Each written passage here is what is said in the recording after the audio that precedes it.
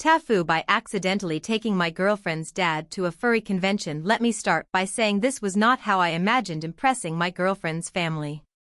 So, I, 27M, have been dating this amazing girl, Anna, 25F, for about a year and a half. We're serious. We live together, we talk about the future, all that good stuff.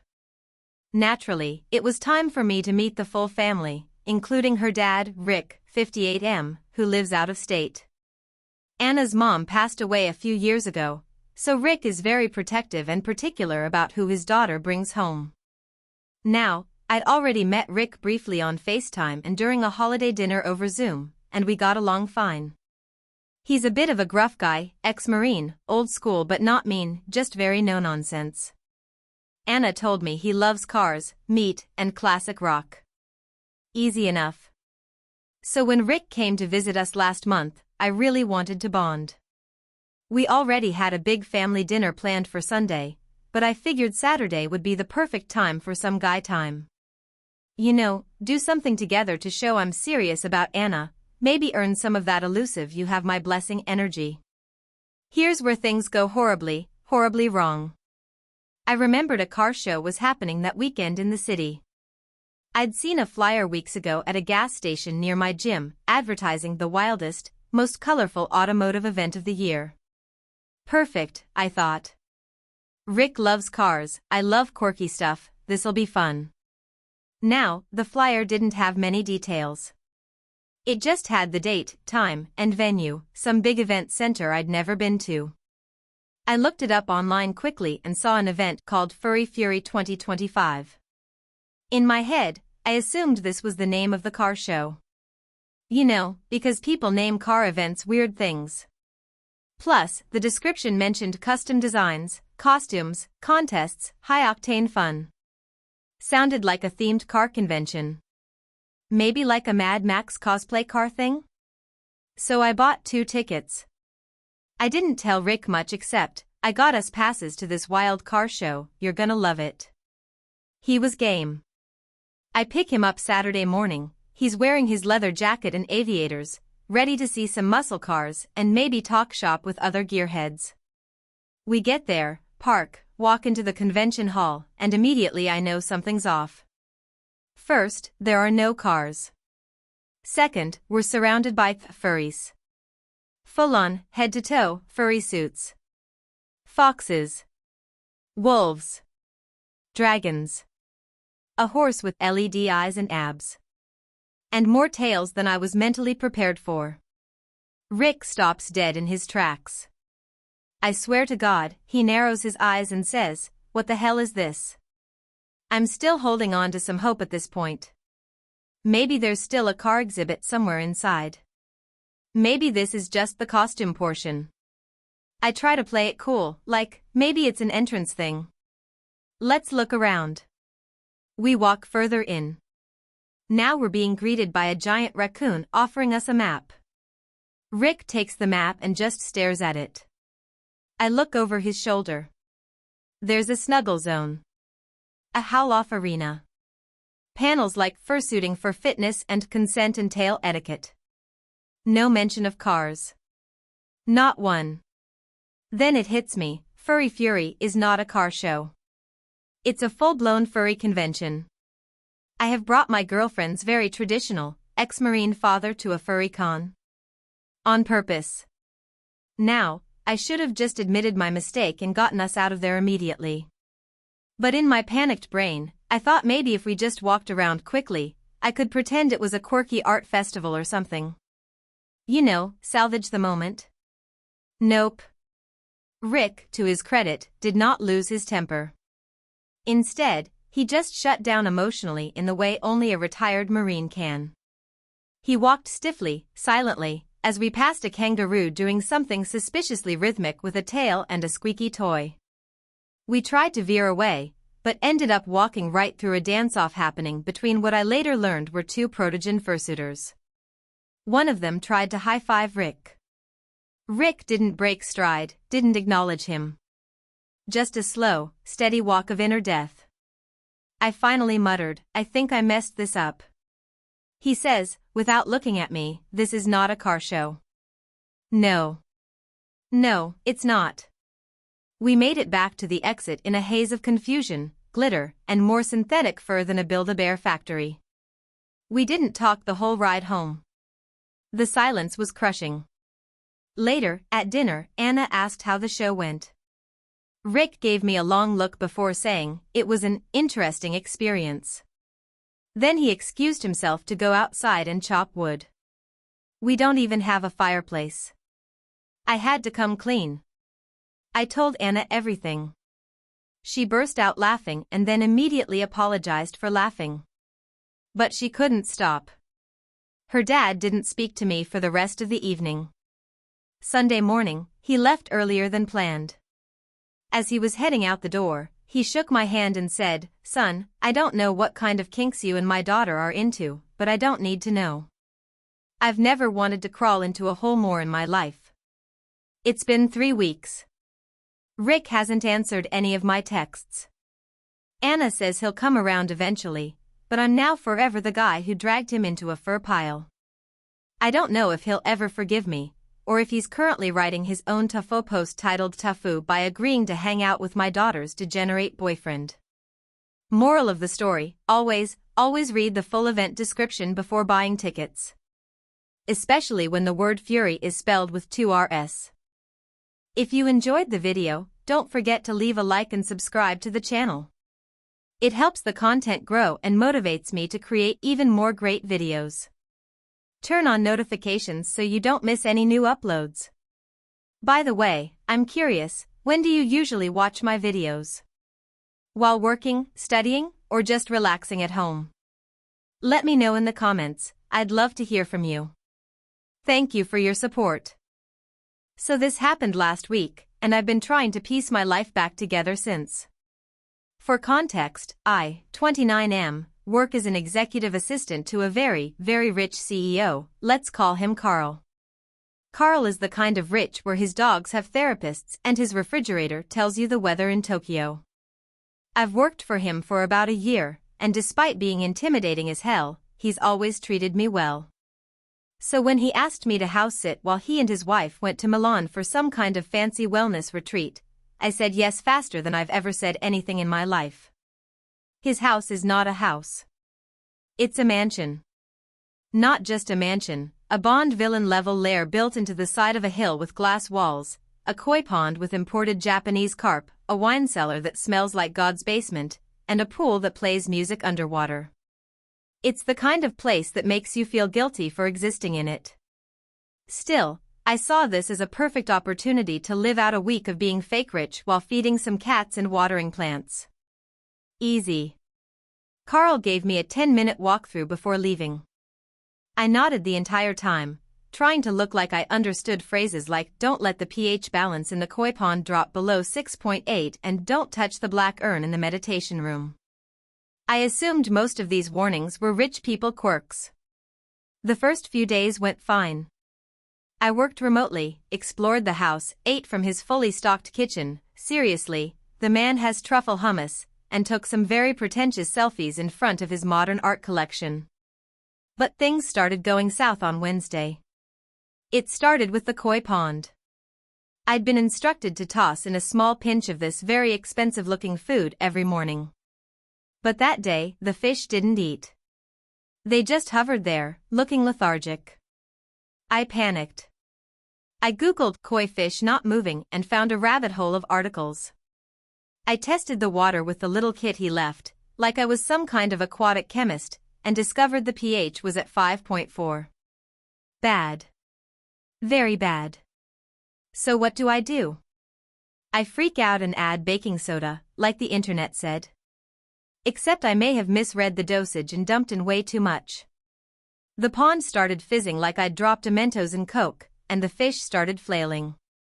I panicked and tried to scoop some of them into a bucket of tap water, which I later learned was also a mistake, but 3 of the fish died.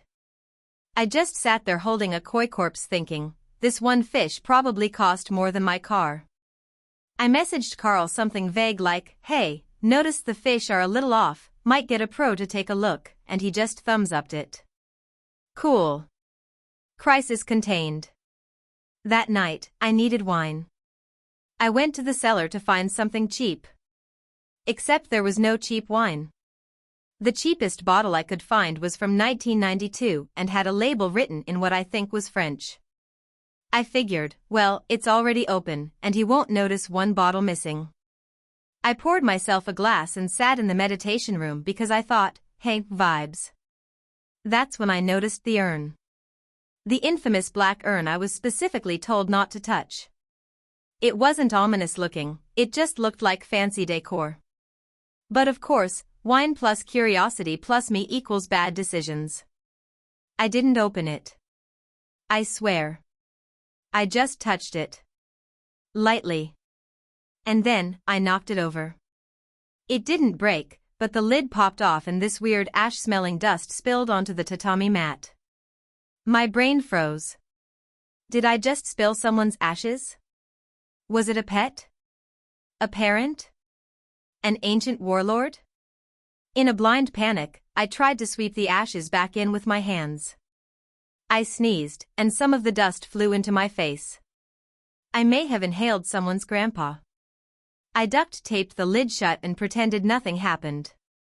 The next day, things got weirder. Doors started opening on their own. Lights flickered.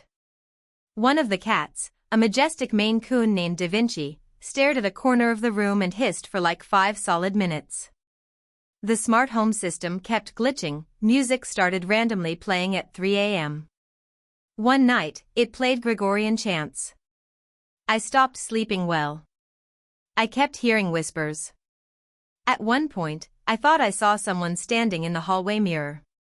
I started genuinely considering that maybe I angered a spirit.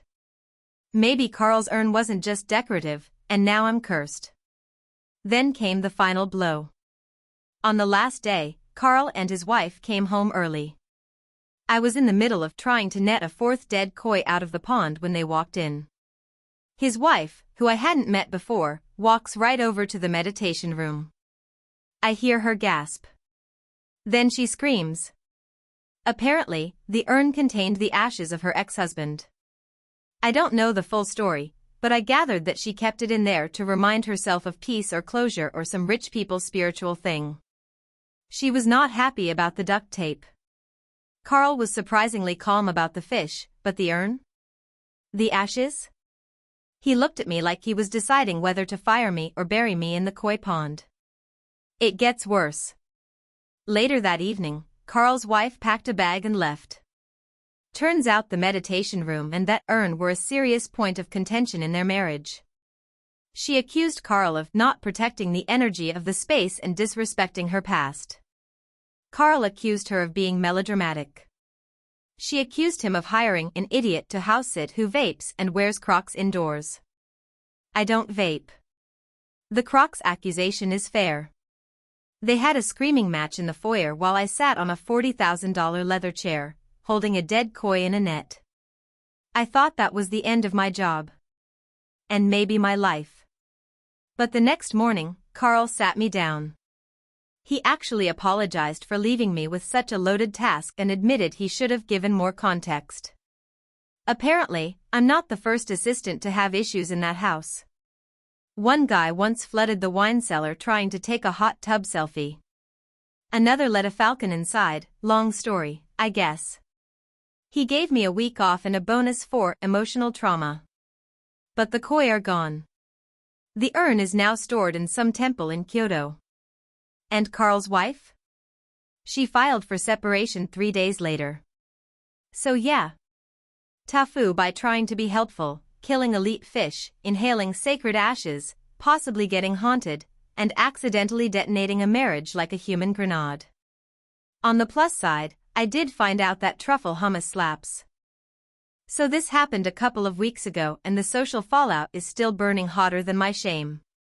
It all started when my landlord offered me a sweet deal on the lower unit of a duplex he'd recently inherited from his uncle.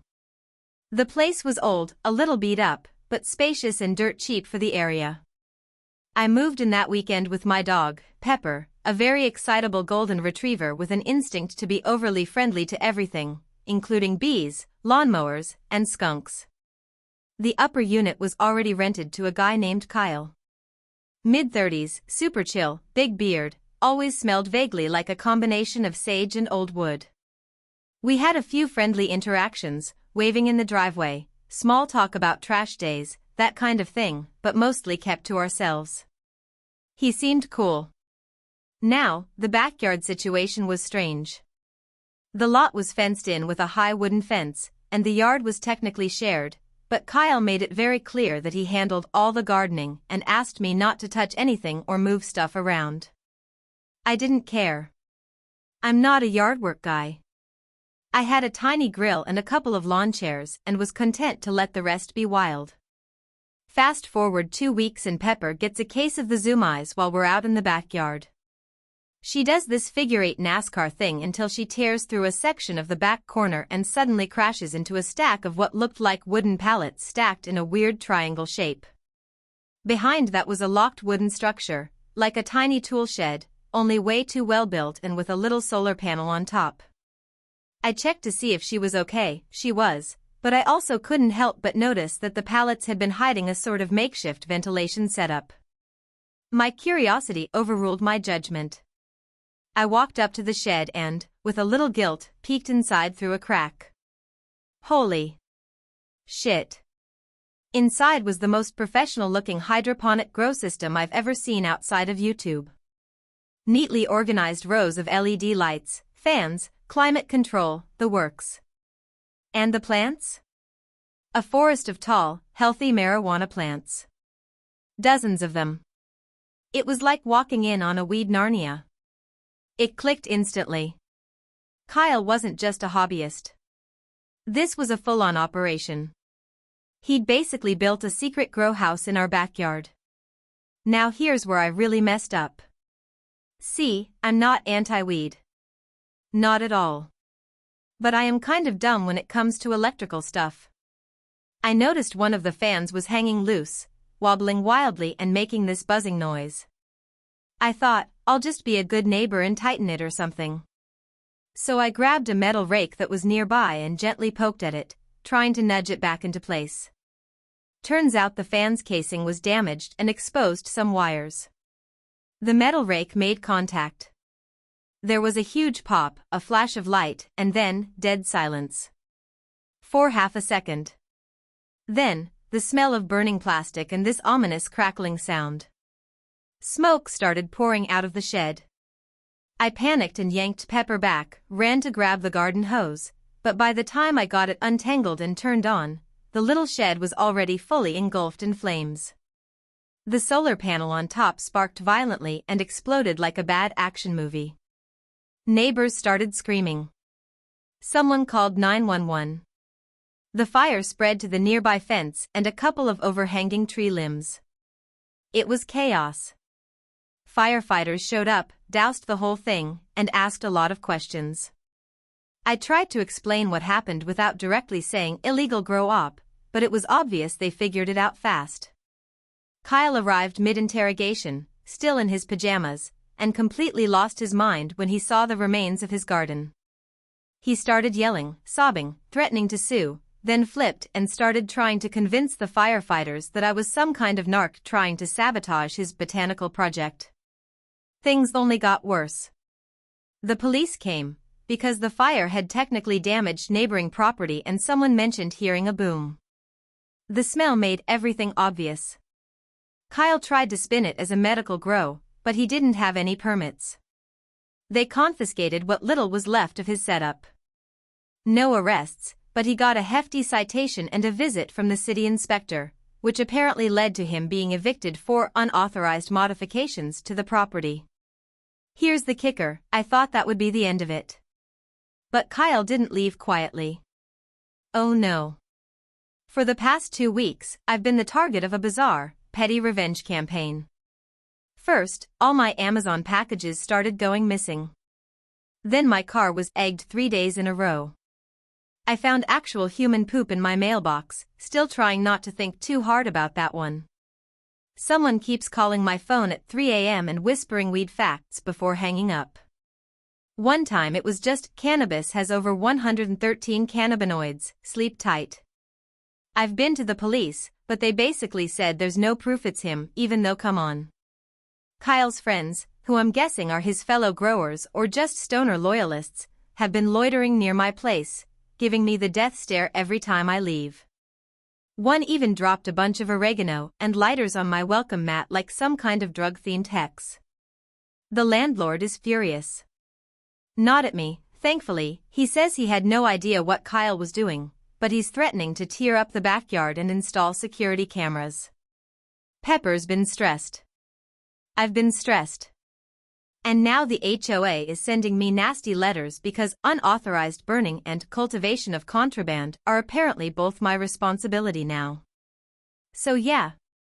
I accidentally blew up a drug farm, caused my neighbor to get evicted, and started an underground weed war in my quiet suburban neighborhood. All because I thought I could fix a fan with a rake. God help me if this escalates further.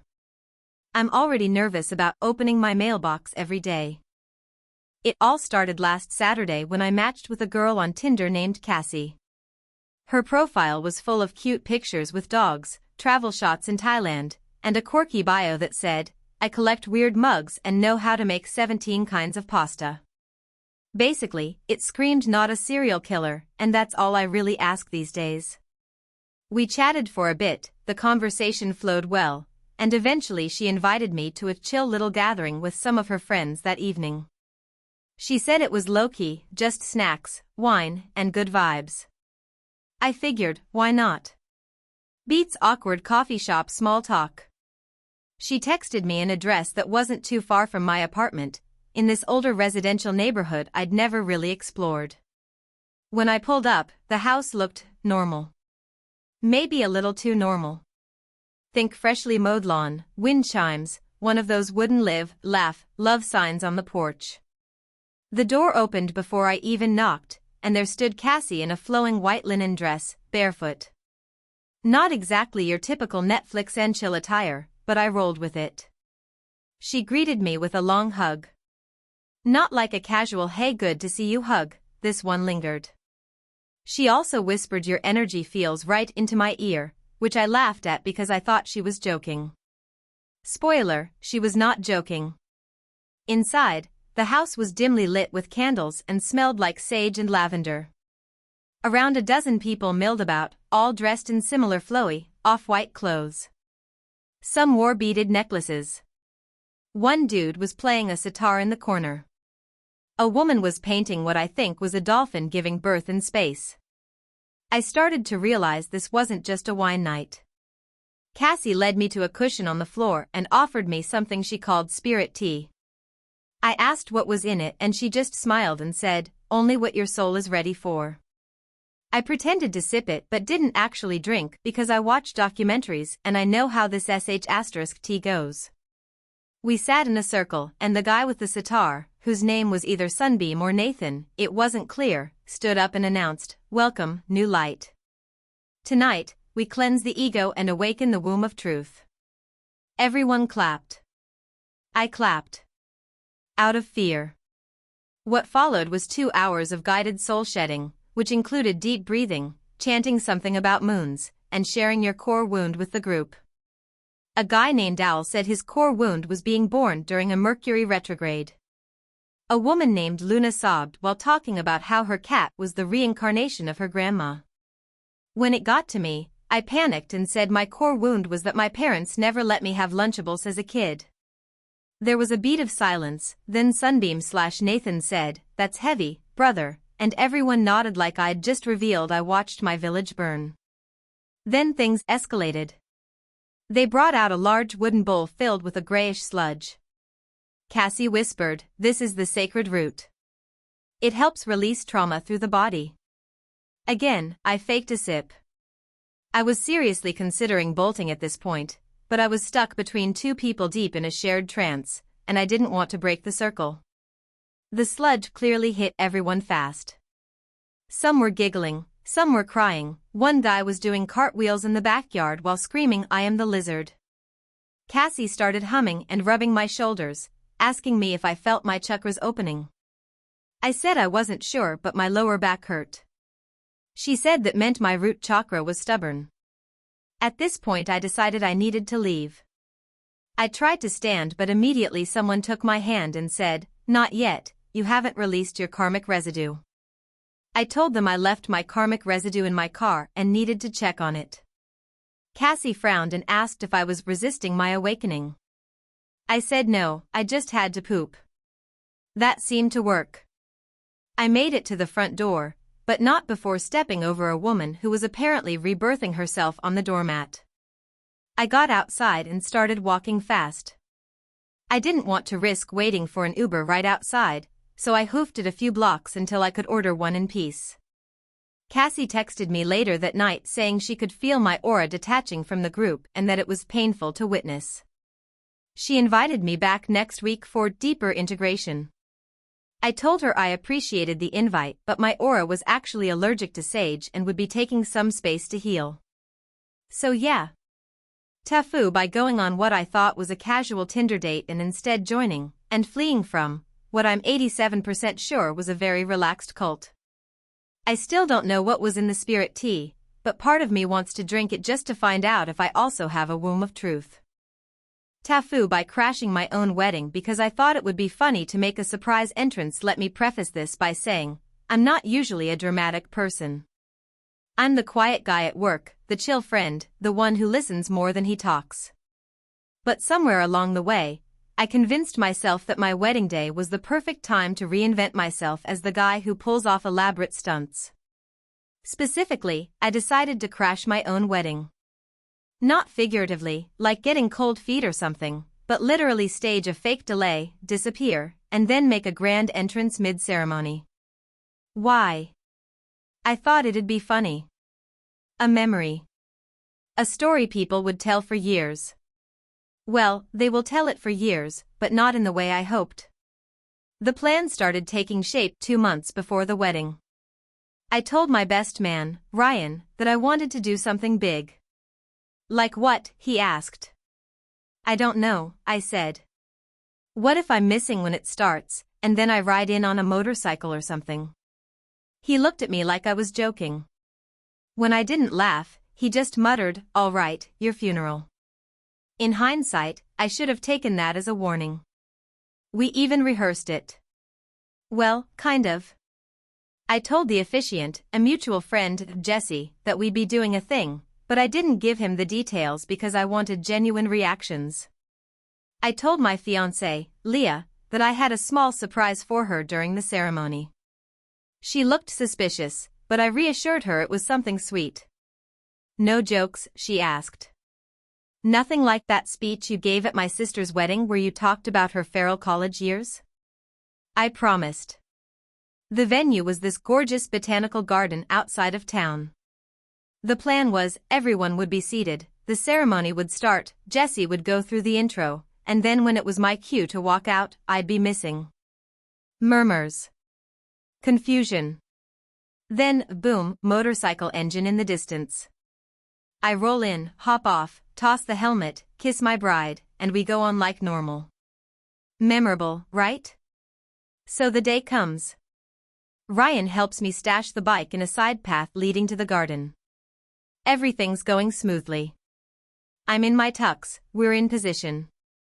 Ryan heads off to take his seat. I wait in the trees, engine running, helmet on, adrenaline spiking like I'm about to rob a bank. Cue the music. I can faintly hear Jesse starting. I wait for my cue. Then I hear him say my name. Silence. The murmurs start. I give it another 10 seconds, then rev the engine. Showtime. What I didn't account for was that the gravel path was a bit narrower than I remembered. I take off, too fast, too confident. A root juts out, wham, front tire hits it wrong and I lose control. The bike fishtails, I overcorrect, and suddenly I'm airborne. I have a vivid, slow-motion view of 100 guests turning toward the sound, just in time to see the groom come flying off a motorcycle like a goddamn Michael Bay stunt double. I hit a row of folding chairs and tumbled through them like bowling pins, landing hard enough to knock the wind out of me. I'm seeing stars. Someone's screaming. I hear glass shatter, probably the champagne setup. I sit up, dazed, and realize my helmet is cracked. My tux is torn, one shoe's missing, and there's a bleeding gash on my cheek. A kid is crying.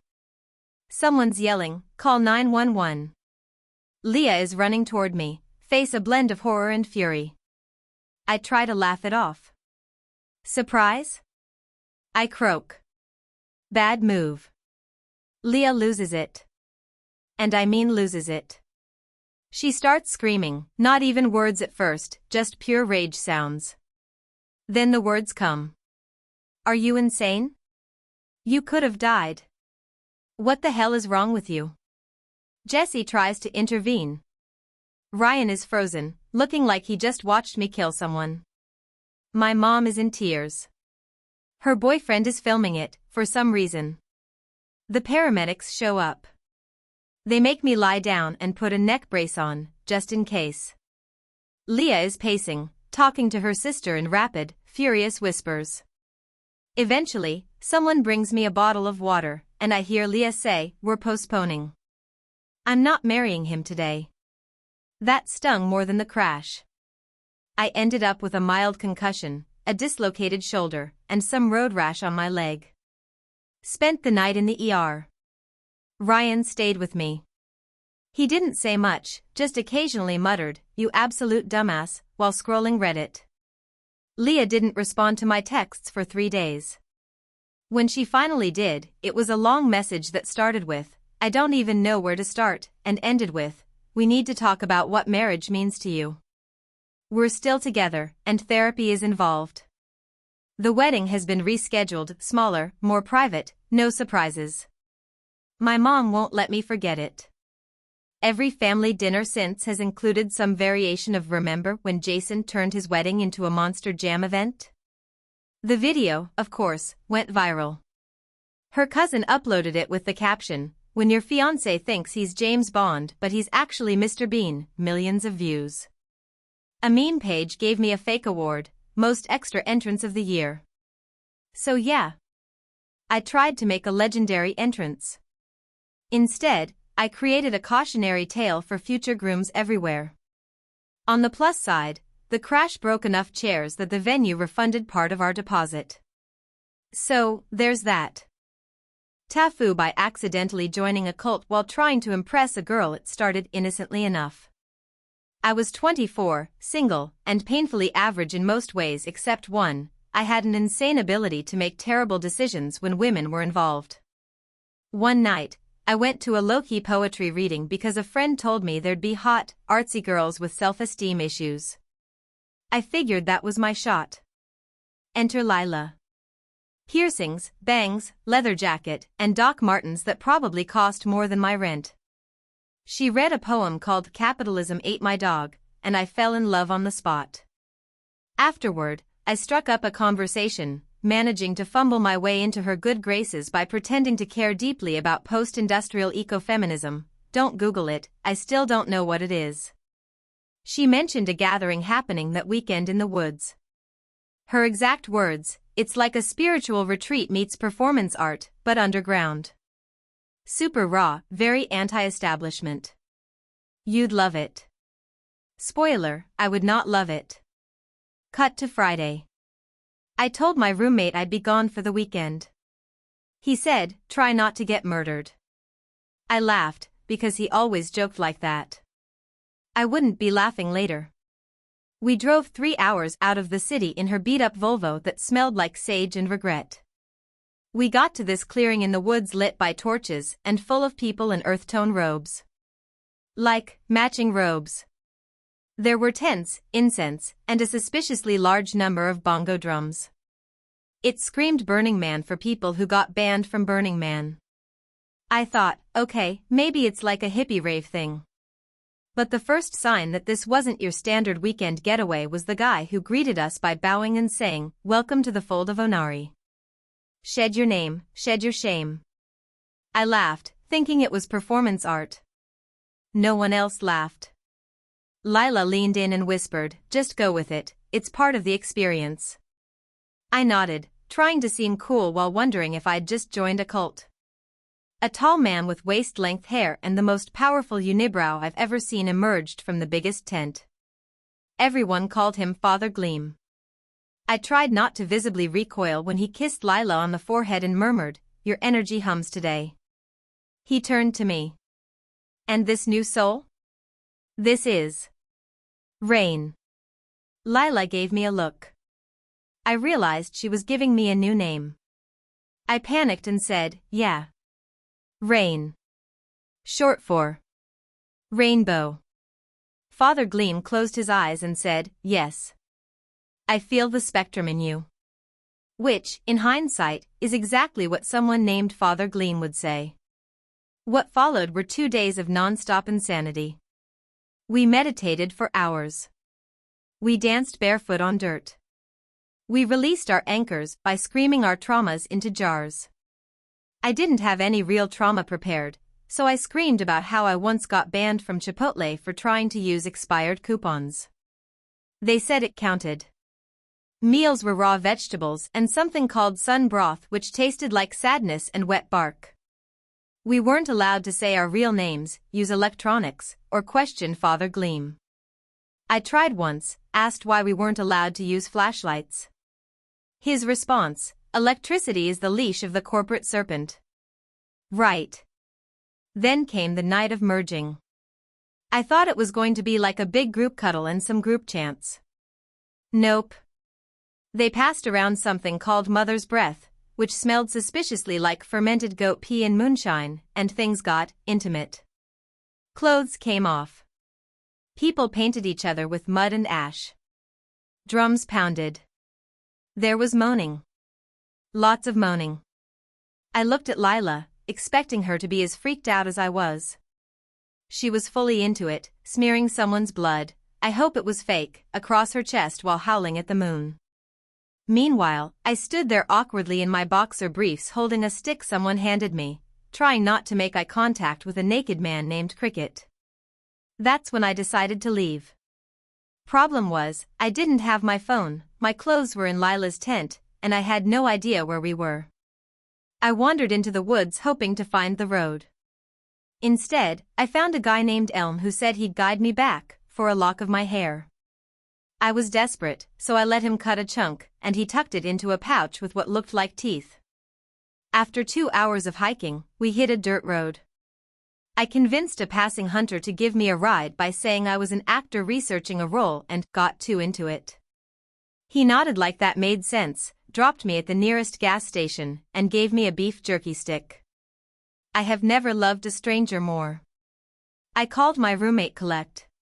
He answered with, "Did you die?" "Close." He drove out to get me, laughing so hard he had to pull over twice. When we got home, I slept for 16 hours and woke up to 23 missed texts from Lila. She said I broke the sacred trust of the spiral and that I was emotionally colonizing the fold. I have no idea what any of that means, but I blocked her and saged my apartment just in case. Anyway, now I can't go near any poetry readings without twitching. I have a weird bald patch on the back of my head, and to this day, my roommate calls me Rainbow. Moral of the story: if a girl in Doc Martens invites you to the woods, make sure you bring your own car, your own snacks, and a healthy skepticism for anything involving ash and nudity. TIFU by accidentally getting my boss arrested on an international business trip and then making it way worse. A few weeks ago, my company sent me and my boss, Tom, not his real name, to Munich for a huge trade conference. Tom is the VP of sales, a mid-40s guy who's been at the company forever, and I'm just a mid-level manager trying to not screw up this once-in-a-lifetime trip. I had one job: support Tom, take notes, be helpful, don't embarrass myself or the company. Everything started out great. We arrived early, had some good bratwurst and beer, and prepped for the conference. Tom was in great spirits, even let me expense a couple dinners. On the third night, after a long day of meetings, Tom suggested we go out for a real Munich experience, meaning a late dinner and some bar hopping.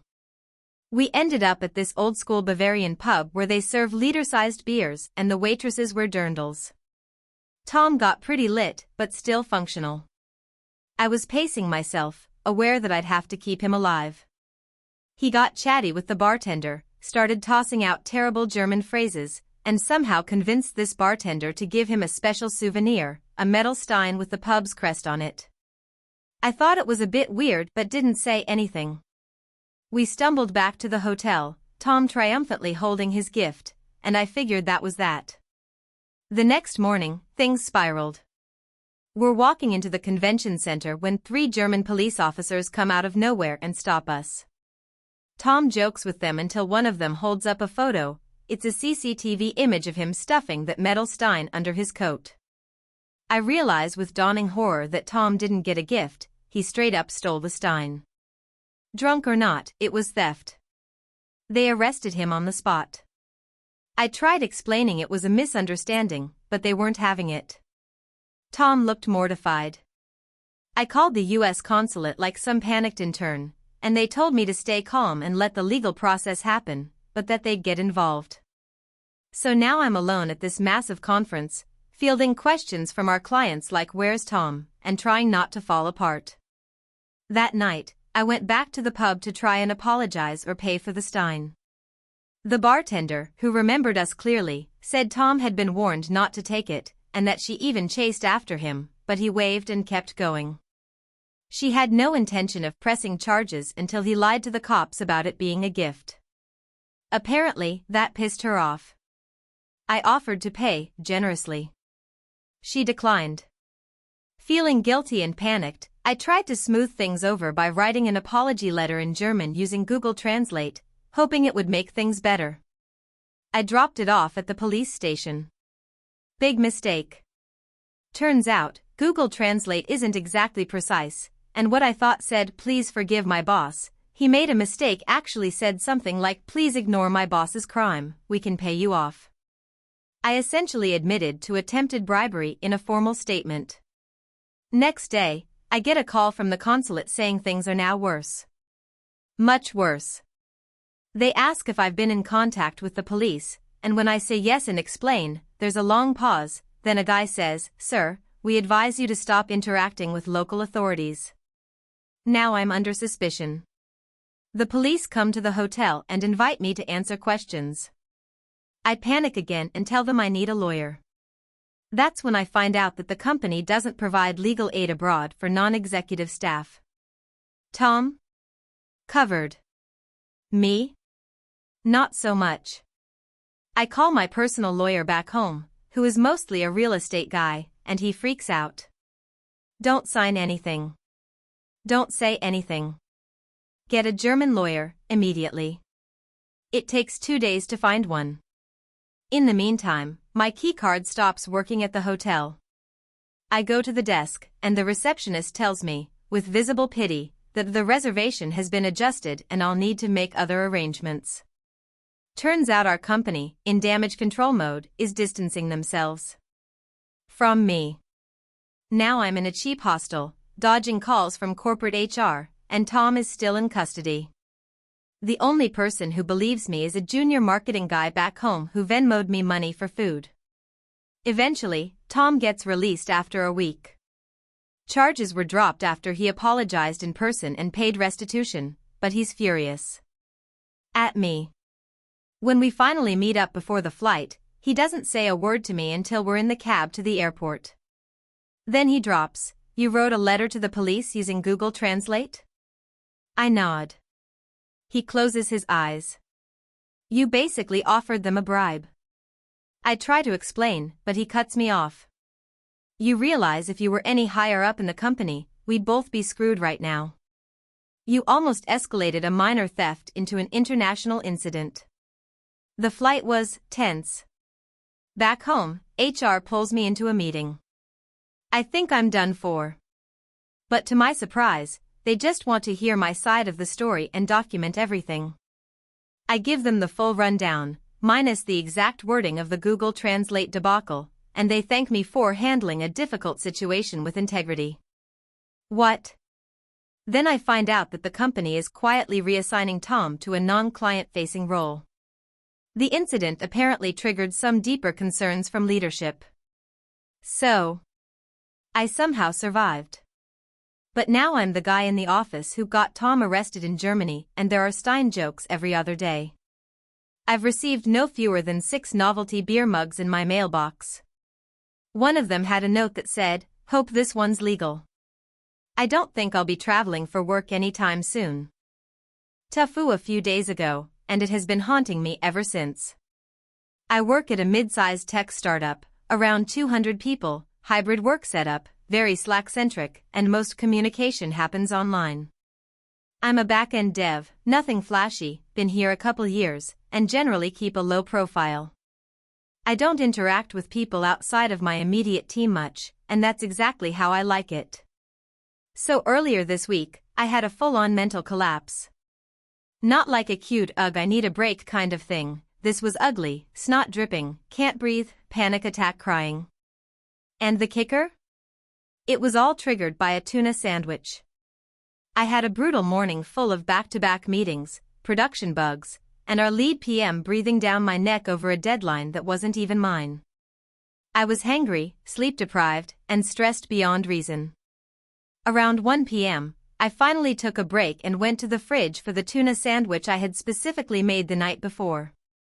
It was gone. Just gone. Only a passive-aggressive sticky note that read, "Don't leave your food unlabeled," smiley face in mocking pink Sharpie. Reader, I broke. I sat down right there on the kitchen floor and just sobbed. Like a child who dropped their ice cream cone. I knew it wasn't just about the sandwich, it was a symbol. The last thread of my sanity, and someone devoured it with glee and left a note. My brain short-circuited. I felt powerless, invisible, and disrespected. So, like any rational adult, I recorded a voice message on my phone to send to my best friend, part vent, part cry for help. The message was 1 minute and 47 seconds of unintelligible sobbing, half sentences like, "I can't do this anymore, why would someone take it?" And it had Dijon, Clara, Deja. Followed by more sobbing.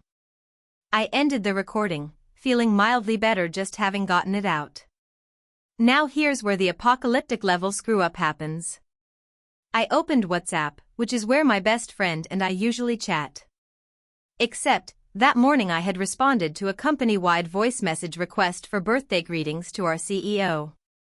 We were supposed to record a cheerful clip saying "Happy birthday, Alex." Or something similar. HR had made a group chat called CEO B-Day Voice Notes. I had never muted or left the group because I figured I'd do it and forget about it. Well, when I opened WhatsApp, guess what conversation was at the top? Yep. CEO B-Day Voice Notes. And in my over-emotional haze, I hit send without checking.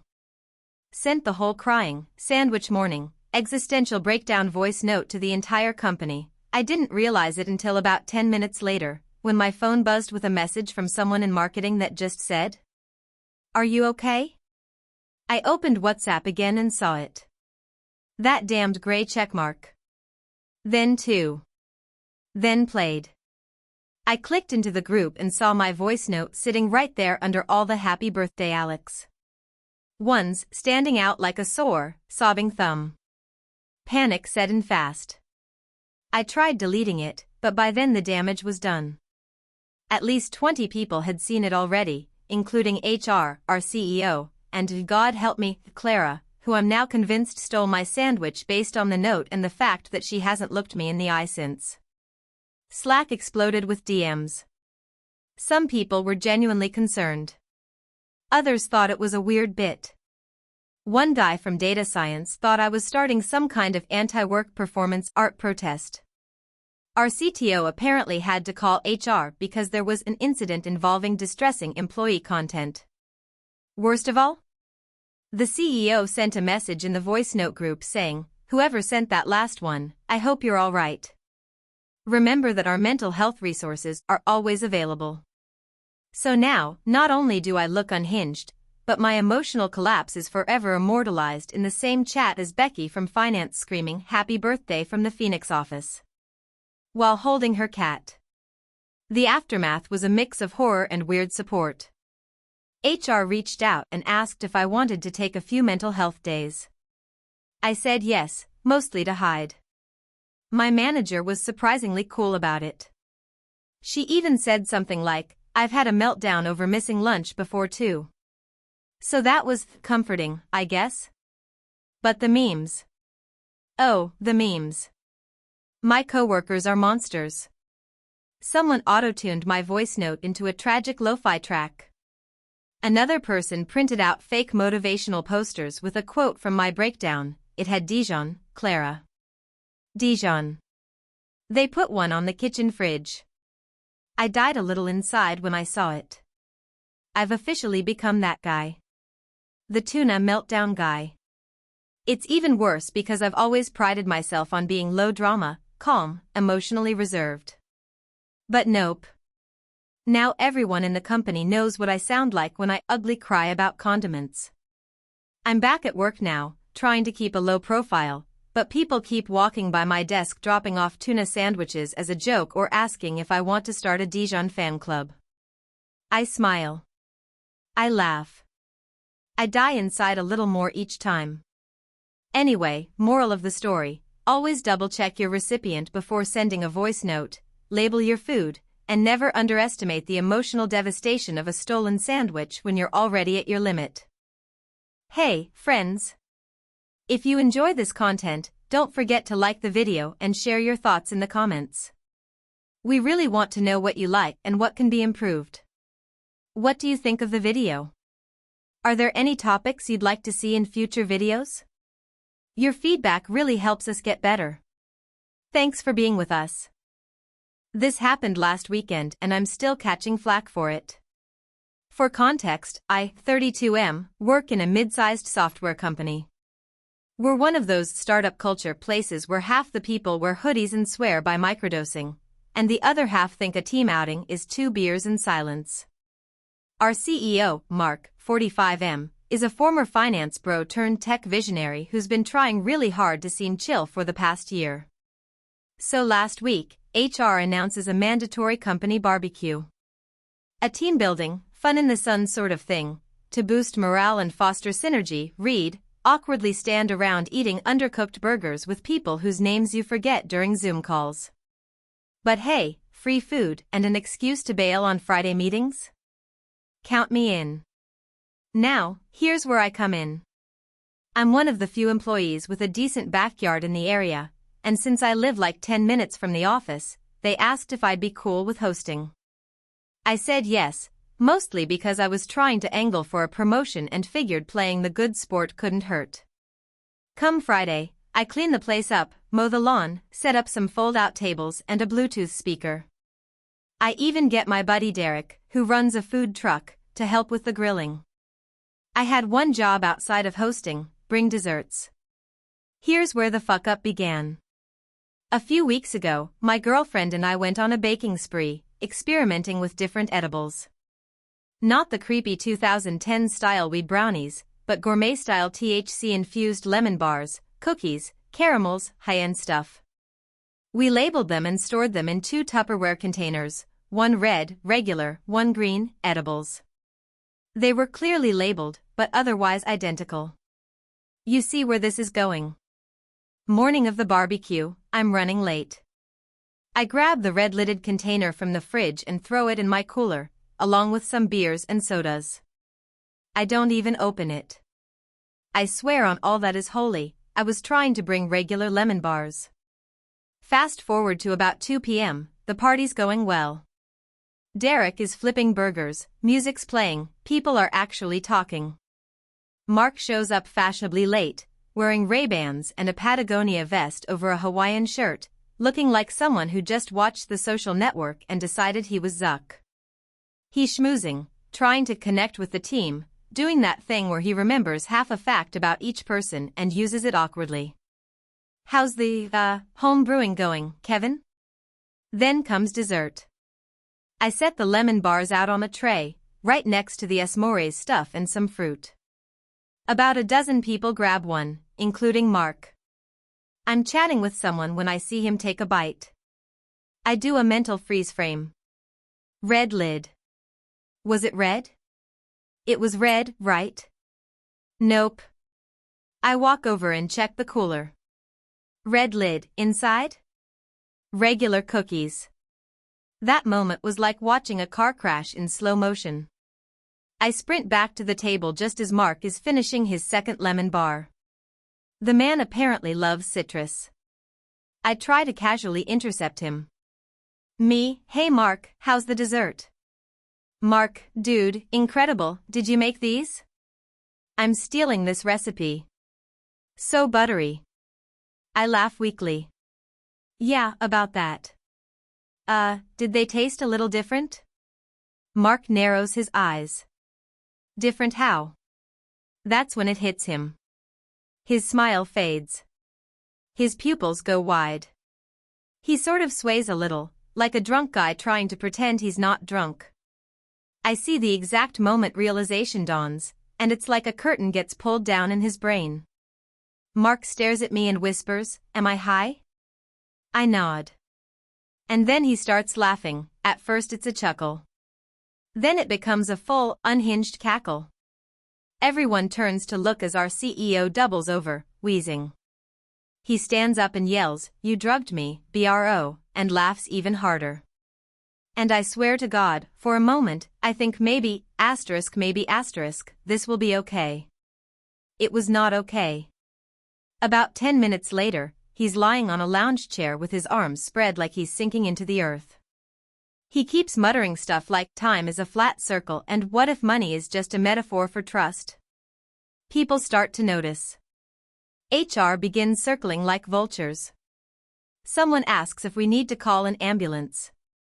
Derek, who knows exactly what kind of edibles these were, whispers, "He's gonna be real messed up for like 6 hours, bro."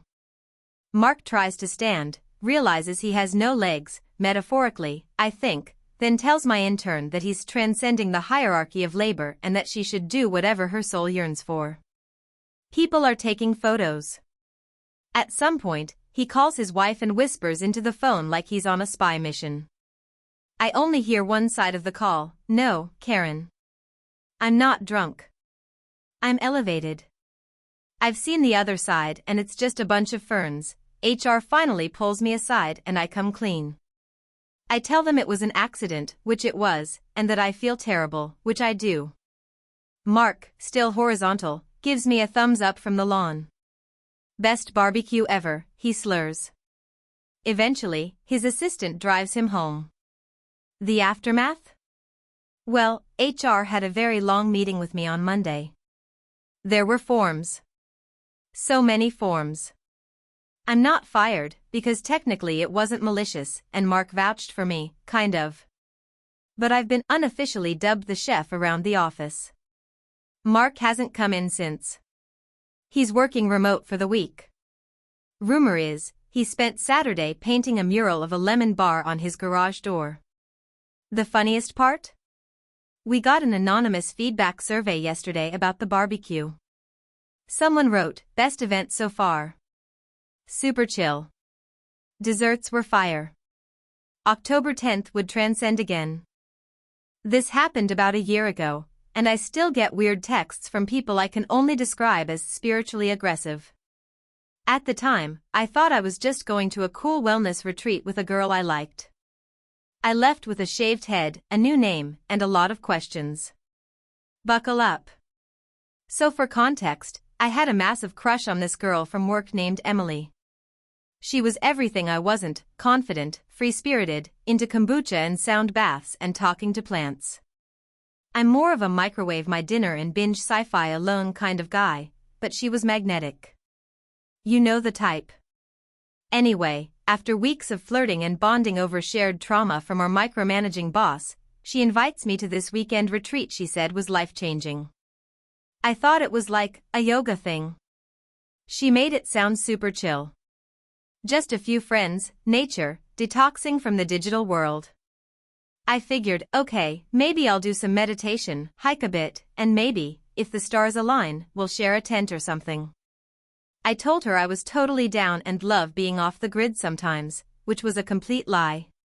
The longest I've been off-grid is when my Wi-Fi went out for 4 hours and I had a minor existential crisis.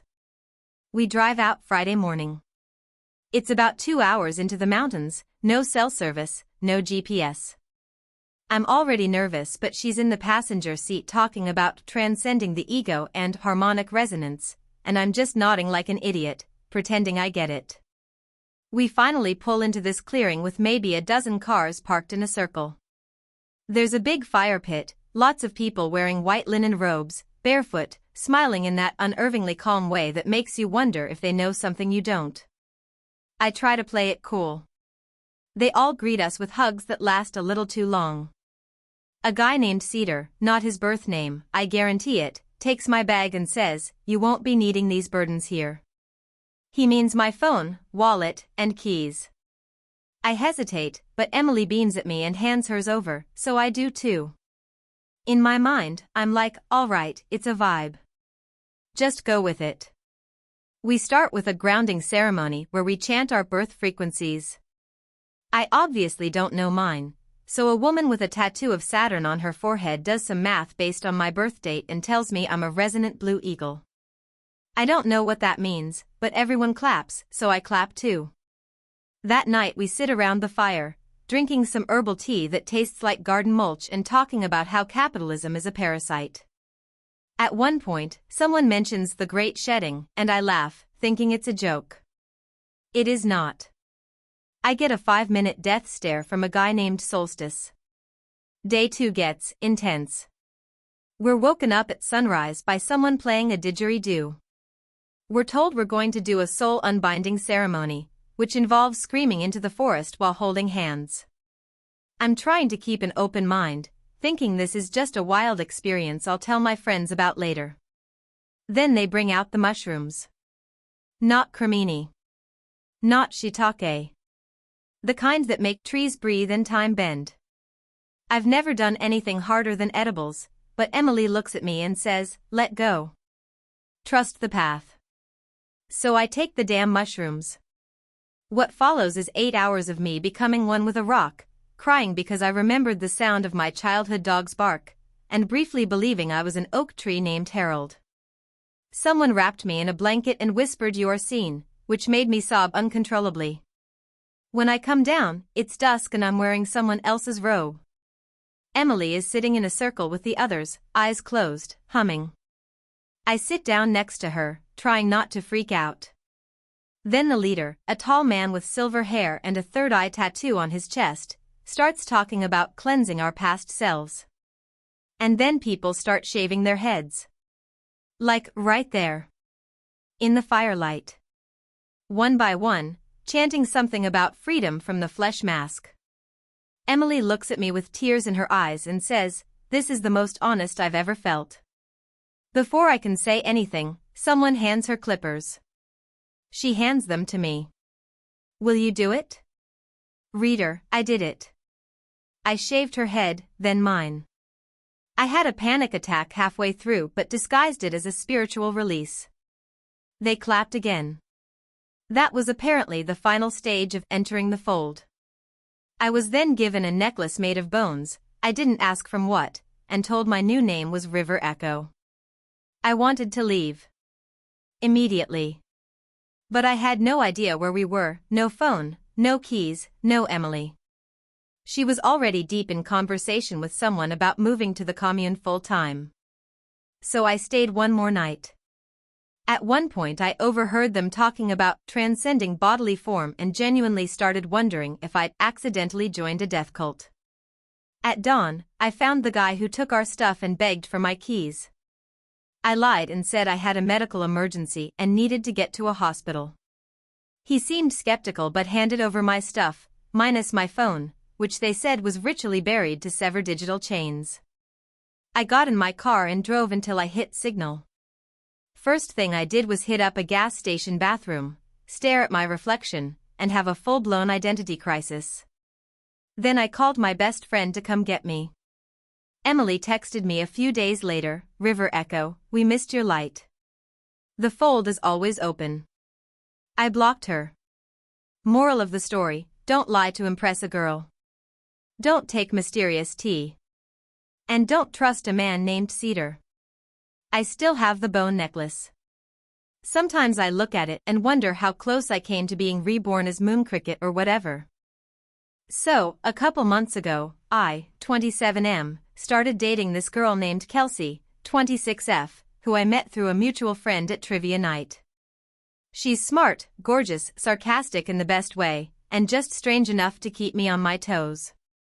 On our third date, over Thai food and drinks, she tells me she works as a mortician. Like, full-on, embalming bodies, preparing funerals, grief counseling, the whole 9 yards. Now, I'm not squeamish, but I wasn't exactly expecting to hear that while slurping pad thai.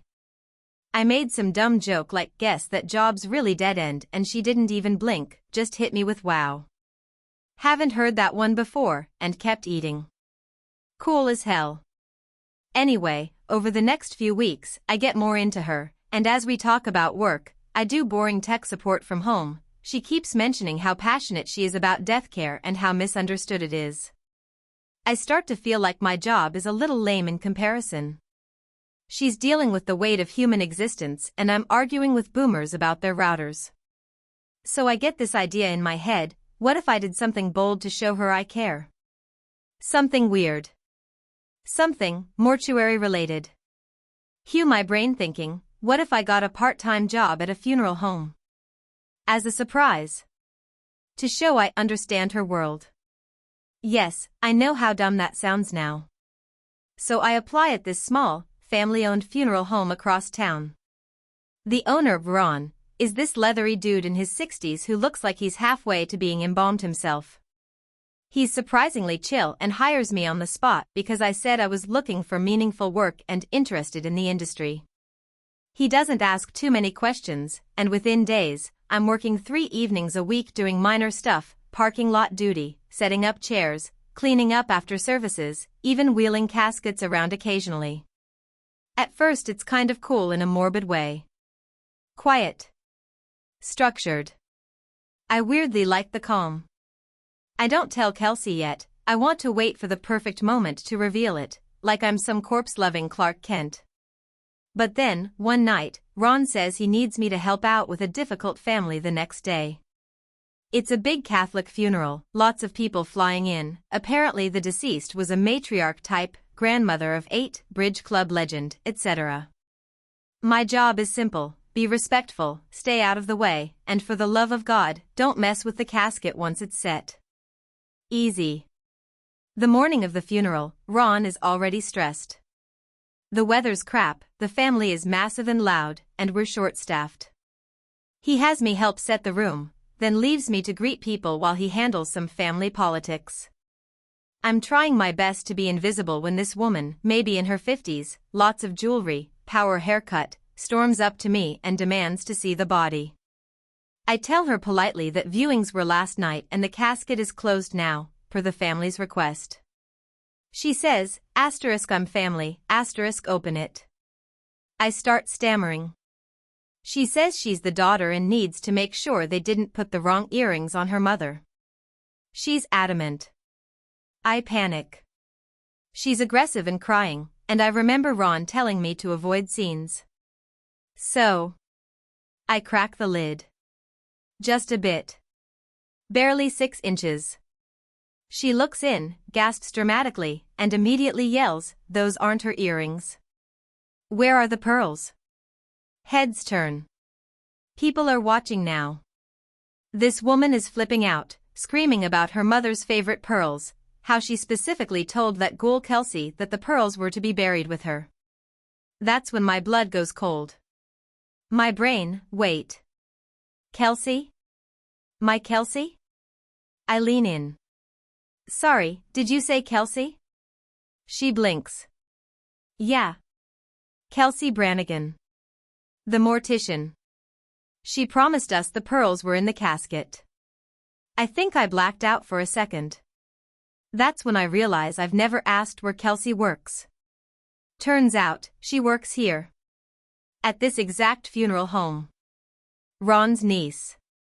Kelsey had the day off. That's why she hadn't seen me around. I'm spiraling.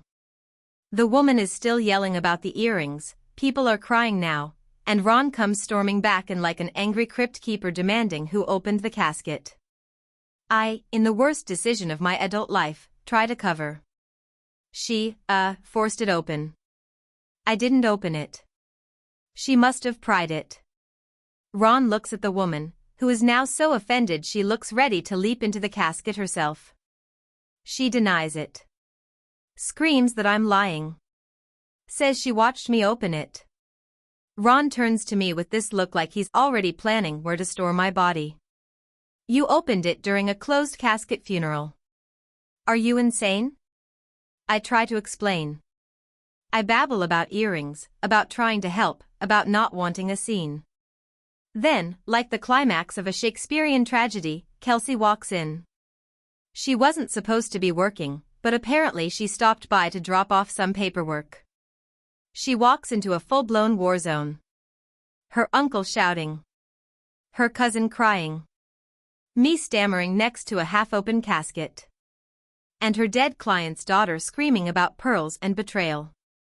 She sees me and freezes. What the hell are you doing here? Ron turns. You know this idiot? She puts two and two together, facepalms, then sighs the deepest sigh of her life. She walks over, closes the casket gently, and handles the situation like a boss, soothing the daughter, assuring her the earrings will be found, leading her to the side room. Everyone else files out slowly. Ron looks like he wants to throttle me. After everything settles, Kelsey drags me outside. In the rain. Like a funeral home version of The Notebook if it had gone horribly, horribly wrong. I cannot believe you took a job here. Without telling me. I wanted to impress you. By playing corpse intern? We argue. She's furious. Rightfully. Says she's been working for years to be taken seriously in a male-dominated field, and now here I am, crashing her workplace like some kind of grief groupie. I try to explain I meant well, but it just sounds worse the more I talk. She walks off. I get fired. Ron actually says the words "you're a liability to the dead." Which I didn't know could physically hurt until that moment. Later that night, Kelsey texts me. She says she found the earrings, they were in the prep room, in a labeled envelope, exactly where she left them. The daughter had misunderstood the burial schedule. It was never a closed casket funeral. Ron had gotten it wrong. So I wasn't even technically violating protocol. Just participating in a disaster. Still, the damage was done. Kelsey and I haven't spoken much since. She said she needs time, and honestly, I get it. I wanted to prove I could handle her world, that I wasn't just another guy who'd get freaked out by death. But instead of showing respect, I bulldozed into something sacred, messed with a grieving family, and tanked her reputation with her own relatives. Moral of the story: if you want to impress someone, don't get a job handling dead bodies behind their back. Just listen. Ask questions. Be present. Also, maybe avoid cracking open a casket unless you really know what you're doing. TIFU by accidentally becoming a wedding crasher cult hero. So this happened last weekend, and I still have no idea how I got away with it. Some background: I, a 29M, was invited to a wedding that took place at a huge estate-style venue outside of the city. It was a coworker's wedding, not someone I know super well, but well enough that I got an invite. I almost didn't go, because I barely knew anyone else attending and had a brutal week at work. But the invite promised an open bar and a sunset garden ceremony, so I figured, screw it, why not? Now here's the thing. I got the times mixed up. The invite said ceremony at 4 p.m., reception at 6, but in my fried brain, I read it as ceremony at 6. I show up around 5:45, dressed nice enough but obviously late. The parking situation was chaos, and by the time I got to the actual event lawn, the ceremony was wrapping up. I figured I'd just sneak into the reception area and wait it out. But when I got there, I realized something was very, very wrong. First, I didn't recognize anyone. Like, not a single soul. No coworkers, no mutuals. Second, everything was just too fancy. Like, this was a seriously upscale wedding. Way above the budget of my coworker, who once cried in the office because her DoorDash order got cancelled and she couldn't afford to reorder. Third, there were actual professional waiters in tuxedos circulating with what I can only describe as molecular gastronomy hors d'oeuvres. I asked one of the waiters if this was the Hernandez-Cooper wedding. He gave me a weird look and said, "No, this is the Bellamy-Drayton wedding." I panicked a little. I'd walked into the wrong wedding. Now any normal person would just leave. Maybe laugh it off, go find the correct venue, which was apparently in the other garden across the property. But not me. I had already been handed a glass of champagne and one of those tiny bite-sized crab things. I was starving. And curious. So instead of bailing, I stayed. At first, I tried to blend in. Just another well-dressed guest among hundreds. But things took a weird turn when someone approached me and said, "You made it. We weren't sure you'd come after what happened in Tahoe." I had no idea what happened in Tahoe, but I just laughed and said, "Yeah, well, you know how it is." The guy laughed, clapped me on the back, and offered me a cigar. Suddenly I'm standing in a circle of guys in suits, puffing Cubans, and making up stories about a fictional trip to Tahoe. Apparently, I was Derek's friend from college, and people kept telling me how much they'd heard about me.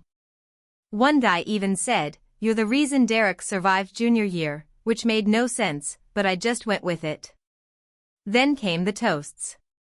They called up Derek's groomsmen to give speeches. I stayed seated, sipping my drink, when one of the groomsmen leaned over and said, "Hey, did you write your speech?" My brain did the math, they thought I was one of the groomsmen. I should have cleared it up. I should have said, "Hey man, I think you've got me confused with someone else." But no. I stood up, walked to the mic, and gave a speech. Off the cuff.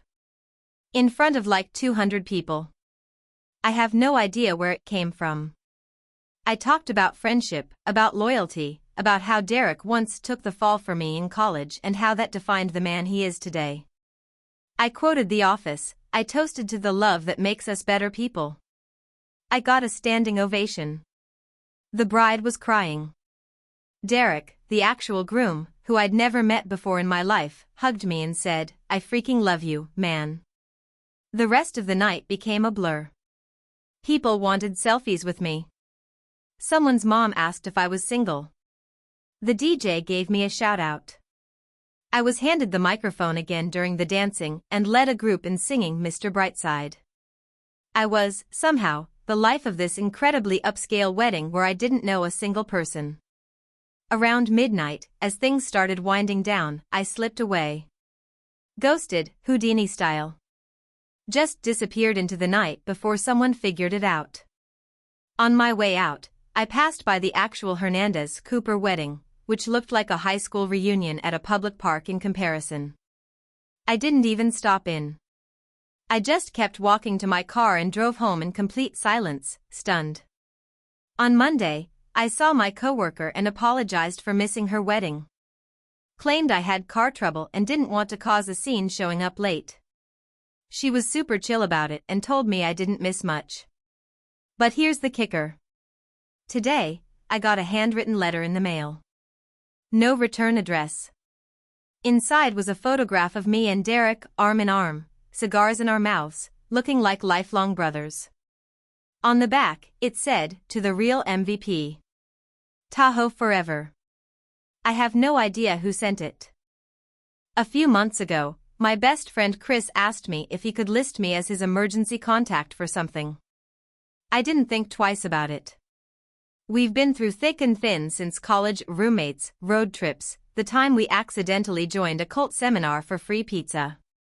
Point is, I trusted him. I figured it was something boring like a job application, gym membership, or doctor's office. All he said was, "It's just a formality. You probably won't ever get a call." He was wrong. It started last Thursday at 6:17 a.m. when my phone rang and jolted me awake. Unknown number. I almost let it ring out, but some gut instinct told me to answer. A calm but stern woman introduced herself as Detective Wallace from the Portland Police Department. She asked if I was James Blake. I said yes, and my stomach started doing somersaults. My first thought was, oh God, Chris is dead. Thankfully, he wasn't. But in some ways, what came next was worse. She told me Chris had been arrested. For what? I asked, trying not to let the panic crawl into my voice. There was a long pause. Harboring a fugitive. Now, I've known Chris for 12 years. He once cried because he hit a squirrel with his car. He uses reusable grocery bags. He's the kind of guy who still brings wine to a dinner party. But harboring a fugitive? That sounded like he'd started living in a different Netflix category than I'd been prepared for. The detective asked me to come down to the station since I was listed as his emergency contact and secondary guarantor. That's the moment I realized I should have probably asked what kind of form I was signing. I hadn't signed anything explicitly, but apparently Chris had submitted some digital form that listed me as someone responsible for handling legal or medical issues in case of detainment. So, I drive to the station half awake and 100% confused. When I get there, they escort me into an interview room like I'm part of some gritty procedural. I meet Detective Wallace in person, impeccably dressed, sharp eyes, very serious. She asks me how well I know Chris. I tell her we've been friends for over a decade. Then she asks, do you know someone named Sasha R? Nope. Never heard the name. Turns out Sasha R is a woman who'd been missing for 6 months and was the subject of a statewide investigation. Not presumed dead, but definitely hiding from someone, or something. I'm sitting there thinking Chris must have stumbled into something by accident, like maybe he rented a room to a woman with a fake name. But no. Turns out, Sasha had been living with him. Like, full-on, sharing groceries, Netflix password, who gets the shower first type living. And this wasn't new. She'd been there for almost 5 months. Right under everyone's noses. Including mine. I'd been to his apartment during that time. I met her. I just didn't know I met her. She introduced herself as Emily. Said she was Chris's girlfriend. Super nice. A little quiet, but seemed cool. I remember making a dumb joke about how Chris finally stopped being married to his Xbox.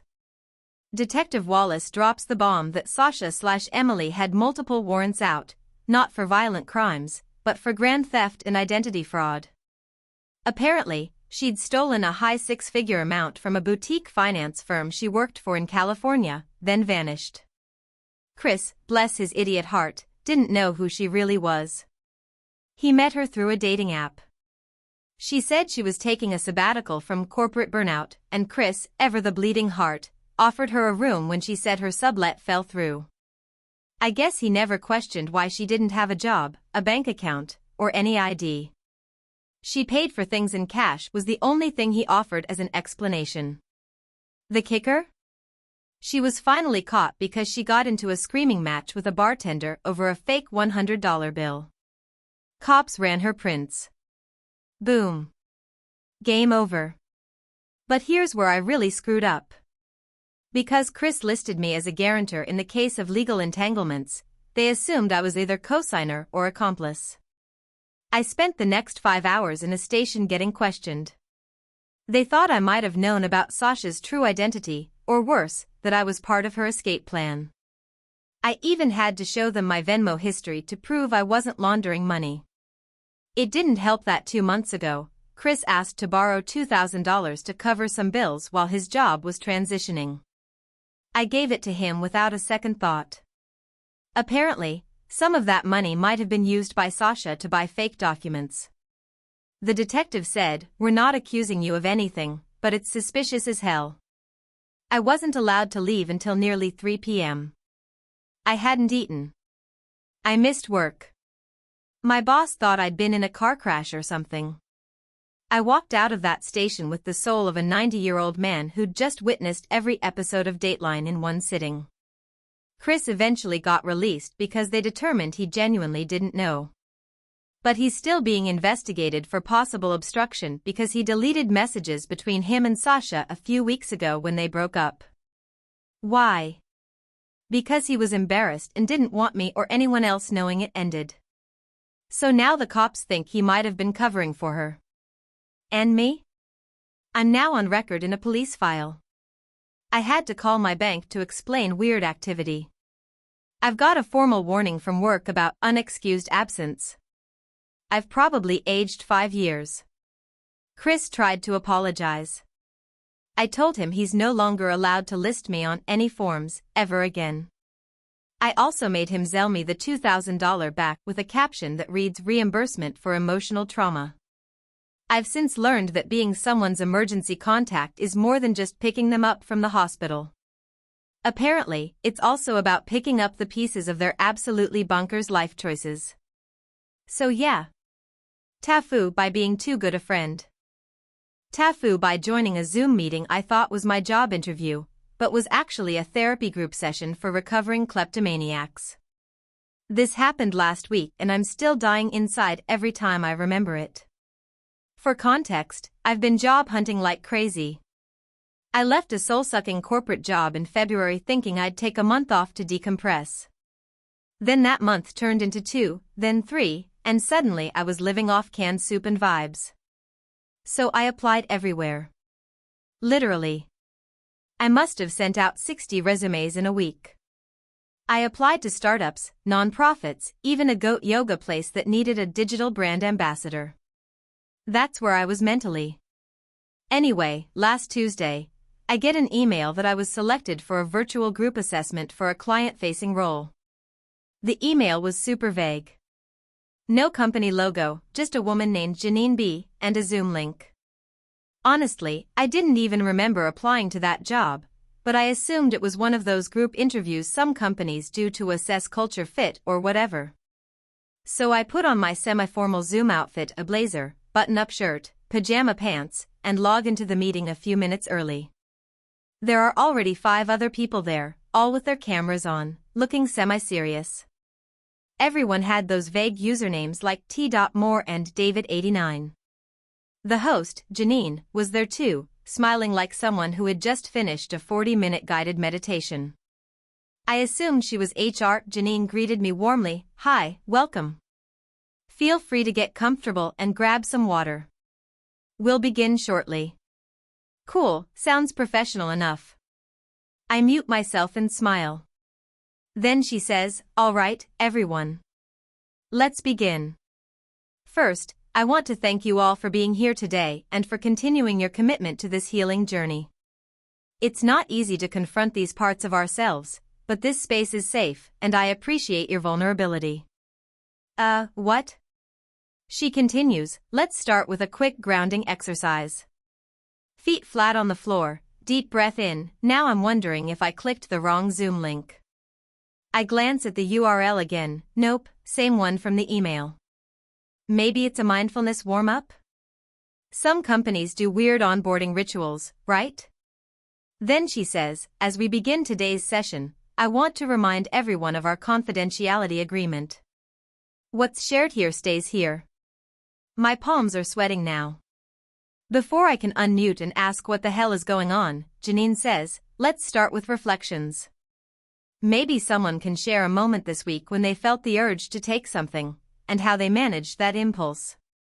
Wait. Take something? The first guy, T.Moore, jumps in. "I had a really rough day at work on Thursday. Walked past the supply closet and saw those new iPads they got for the sales team. I swear my hand was on the doorknob. But I remembered what we talked about last week. I texted my accountability buddy instead. Janine, that's huge progress, Thomas. Thank you for sharing." That's when it hits me. I'm not in a group interview. I'm in a therapy group. For kleptomaniacs. I panicked. But for some reason, I didn't leave. Maybe it was the shock. Maybe it was the guilt of clicking leave meeting and making it obvious I didn't belong. Maybe I thought it'd be rude. maybe deep down, I was just a little curious. Either way, I stayed. I stayed. Like an idiot. Then Janine says, "We've got a new face today, would you like to introduce yourself?" Everyone turns to look at me. Now, I could have said, "Oh, I'm so sorry, I think I joined the wrong meeting." But my lizard brain said, "Nope, time to lie your way out of this hellhole." So I unmute. I say, "Hi. I'm Caleb." My name is not Caleb. Janine smiles. "Welcome, Caleb. Would you like to tell us what brought you here?" I blurted out the first thing I could think of. I had a problem with stealing, back in college. Mostly dumb stuff. Textbooks. Cafeteria trays. Once, a microscope. A microscope. I have no idea why that's what came out. Janine, bless her soul, nods. Thank you for your honesty. College years can be difficult. What inspired you to seek support now? I say, I guess. I realized it was a pattern. Like, I've been stealing time from people. From myself. And I want to stop. That got an audible from one guy, like I just said something profound. Another woman said, "That really resonates." I could feel my soul leaving my body. The session went on for another 40 minutes. People shared stories, real, raw, emotional stuff. One woman talked about shoplifting lipstick from a Rite Aid during a depressive episode. Another guy said he stole USB chargers compulsively and had drawers full of them. I listened, nodded, tried not to make any sudden moves. At one point, Janine said, "Caleb, would you like to share more about what you're hoping to gain from this group?" And I said, I don't want to be defined by my mistakes. I want to build something better. What was I saying? When the session ended, Janine said, "Caleb, I'll email you some resources and the workbook link." I nodded. She actually did. The email subject line was "Welcome to the Klepto Recovery Circle." The moment I left the meeting, I screamed into a pillow for 10 minutes. Then I checked the original email again. I'd misread it. The subject was Group Interview Session, but the sender address was from groupintervention.org. I'd applied to be a peer facilitator for mental health workshops. The interview wasn't until Thursday, this was just their weekly recovery session. I haven't responded to Janine's email. I don't know if I ever will. But I still think about Caleb sometimes. I hope he's doing okay. TIFU a few months ago, but the consequences are somehow still happening, so I feel like I've only just realized how deep I've gone. So, I'm not a wine guy. At all. I drink whiskey when I'm sad, beer when I'm happy, and anything else when it's free. I'm the type to call red wine dry grape juice that burns, and I've used a corkscrew maybe twice in my life. Anyway, I matched with this woman, Lena, on a dating app. She's brilliant, witty, works in art curation, and her profile made it sound like she's a regular at wine tastings and jazz bars. She messages me first, already a win, and after a couple days of chatting, she suggests we meet in person, at a wine bar downtown that has a name so French it feels like you have to smoke a cigarette just to pronounce it. Now, I panic. I've got 3 days until the date, and I don't want to be the guy asking for a red that tastes less like poison. So I go into cram mode like I'm about to take the SATs. I watch YouTube videos titled things like Wine Basics for Dummies and How to Not Look Like a Total Jackass at a Wine Tasting. I binge read wine blogs, memorize grape varieties, learn the difference between a Syrah and a Shiraz, spoiler, same grape, different places, and even practice holding a glass by the stem to not warm the wine with my peasant hands. The night of the date arrives. I wear my cleanest button-up and meet Lena at this dimly lit temple of pretension. The waiter brings the wine list, more like a leather-bound novella, and hands it to me, because of course he does. I glance at Lena, who smiles and says, "You pick." Surprise me. Panic. Sweat. Internal screaming. But then, like a demon had possessed me, I start talking. And not just talking, asterisk describing star. I don't even know where the words came from, but I point to a bottle and say, let's go with the 2014 Chateauneuf du Pape. It's Grenache forward, good structure, and the tertiary notes should be opening up beautifully. What? The waiter raises an eyebrow, clearly surprised, but nods and walks off. Lena looks impressed. Wow, you know your wine, she says, leaning forward. I nod modestly, like, well, I dabble, and try not to scream into the cheeseboard. Then things spiral. The sommelier comes over to pour. He does the whole ritual, pours a little into my glass for tasting. I'm supposed to sip, swirl, sniff, and nod like I've just tasted bottled enlightenment. Instead, I take a deep breath, sniff like I'm about to cry, sip, and then just go mmm. Yes. Notes of leather, black cherry, and a bit of forest floor. Who the hell was speaking through me? The sommelier pauses. That's an impressive palate. Are you in the industry? I should have just said no. I should have said no, but Lena's looking at me like I'm the world's most interesting man, and I've never felt so powerful. So I say, used to be. Worked as a consultant for a few sellers out west. His eyes light up. Would you mind meeting our head sommelier? He'd love to pick your brain. Before I can say absolutely not, I'm being introduced to Jean-Marc, a tiny Frenchman with the world's most judgmental eyebrows.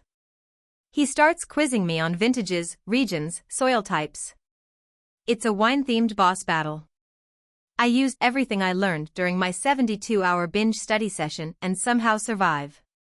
By the end, Jean-Marc is chuckling and nodding like he's found his long-lost cousin.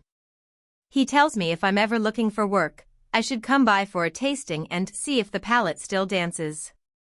I think I'm in the clear. Fast forward a week. Lena and I are still seeing each other.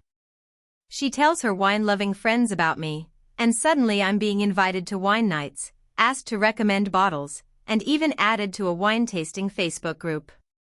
I've now had to continue studying wine just to maintain the lie. It's become a part-time job. But it gets worse.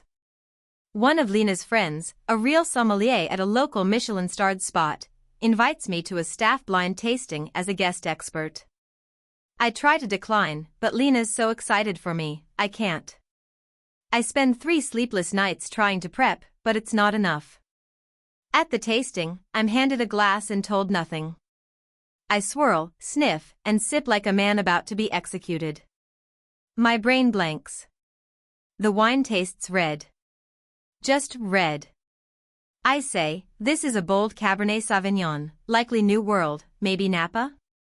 There's some oak, hints of cassis, and a touch of graphite. The real sommelier blinks.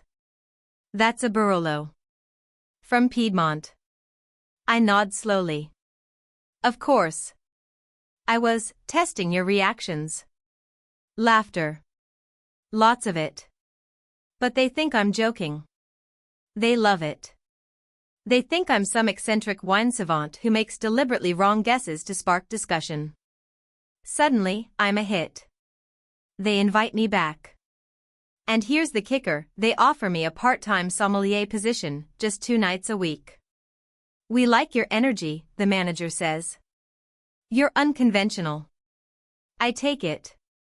Why? Because I don't know how to say no anymore. I've now been pretending to be a wine expert for 3 months. I pour wine for rich people and whisper things like mid-palate elegance and subtle minerality while praying no one calls me out.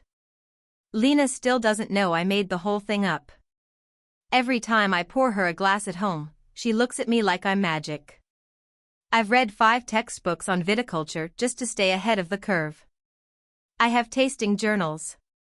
I own 3 decanters. I haven't even told my mom. She thinks I work in tech. So yeah. I guess I'm a sommelier now. Accidentally. And I still think red wine tastes like spicy sadness. TIFU by deciding that, after the chaos of my last breakup and a rough stretch at work, what I really needed was a silent retreat. Let me preface this by saying, I'm not spiritual. I don't meditate. My usual idea of silence is falling asleep in front of a Netflix documentary with my phone on Do Not Disturb. But my friend Claire swore by this 5-day silent retreat she did last year, came back glowing like she'd been on vacation in Narnia. I was like, yeah, I'll do that. Inner peace. Minimal human interaction. Maybe I'll finally learn to sit still for more than 5 minutes. Spoiler, I did not find inner peace. I found something much, much worse. So this place is a legit monastery up in the mountains, run by monks who've taken vows of silence. No phones, no talking, no gestures that could be interpreted as talking. Meals in silence. Walking meditations in silence. You even get assigned a room with no locks or keys, because apparently attachment to property is discouraged. Sounds weird, right? But I was weirdly into it. The first day is fine. A little boring. A lot of sitting, breathing, and trying to figure out if I'm doing it right without asking anyone anything. On day 2, during the silent group breakfast, I noticed this woman sitting diagonally across from me. I'll call her Megan. Megan has the kind of presence you notice, even in silence. Elegant posture. Intense eyes. Hair tied back in a way that makes her look like a tragic poet. And I swear, during a tea break, our eyes met and held for like 4 full seconds. Maybe I imagined it. Maybe I didn't. By day 3, there's a pattern. I go for a walk. She's there. I sit in the library area with my book on mindfulness. She's 2 cushions away. During the walking meditation, our steps sync up, completely by accident, and neither of us adjusts. That's how starved for human connection I was. Synchronized pacing made my heart skip a beat. Now, remember, we can't talk. Not even a whisper. So all this tension builds up in absolute silence, which only makes it stronger. I'm crafting this whole narrative in my head like a teenager. Maybe we're both escaping something. Maybe fate brought us here to meet in this monastery. Maybe silence is our love language. By day 4, I'm fully gone. We make eye contact constantly. I start deliberately choosing seats where she might sit nearby. I even leave a poem, don't judge me, on the table in the reading room. Just a few lines about finding stillness in the presence of another. Didn't sign it. Figured she'd know. I go to bed imagining some kind of soul-level understanding passing between us, our unspoken connection transcending speech. In hindsight, barf. Day 5, the final day. We're allowed to speak again after breakfast.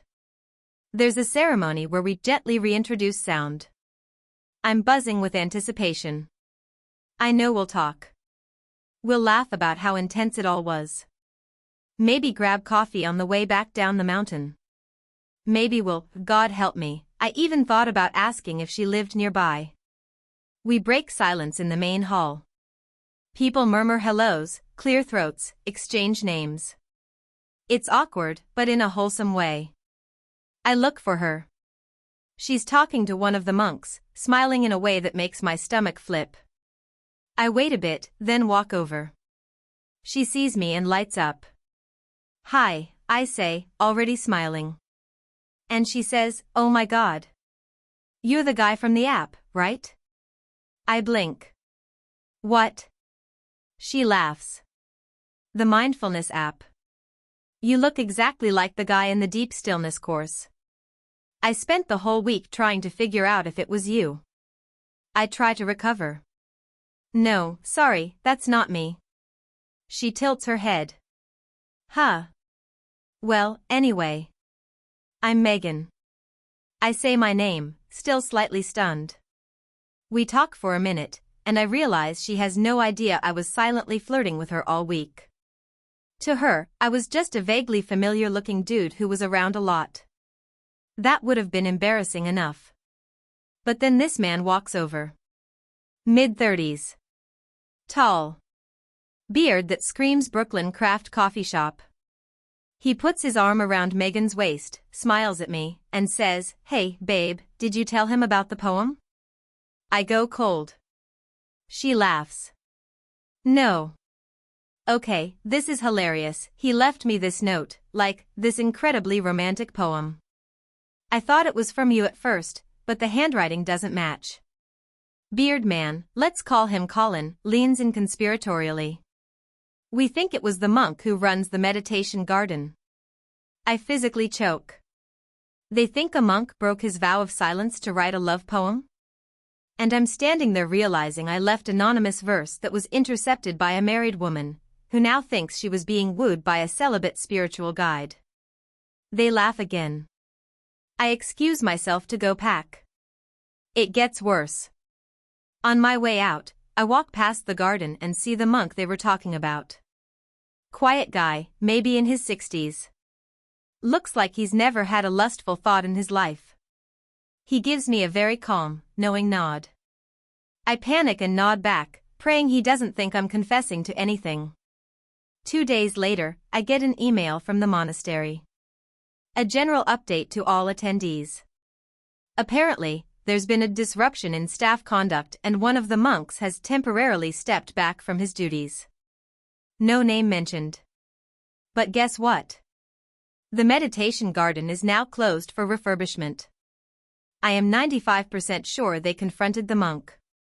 And since I left the poem unsigned, and the only clue was it appeared during meditation hours, they assumed it was him. Meaning, I may have accidentally gotten a monk fired, or at least suspended, by flirting with a married woman who didn't even know I was flirting. But wait. Still not over. 2 weeks later, Claire sends me a link. Megan and Colin have a couples wellness blog. Their most recent post is titled, "When Temptation Enters Sacred Space, A Lesson in Trust." It's vague but not that vague. They talk about a silent retreat, a mysterious admirer, and the strength of marital communication. There's a quote from the poem. My poem. In Comic Sans. I have not written another poem since. I am terrified of monasteries. And I still lie awake sometimes thinking about the monk, sipping his tea, wondering why his life got turned upside down by a poem he never wrote. Thank you for watching until the end. If you enjoyed this video, don't forget to like and subscribe to the channel so you won't miss new videos. Also, leave a comment, I'd love to hear your thoughts. Your support and engagement mean a lot to me. See you in the next video.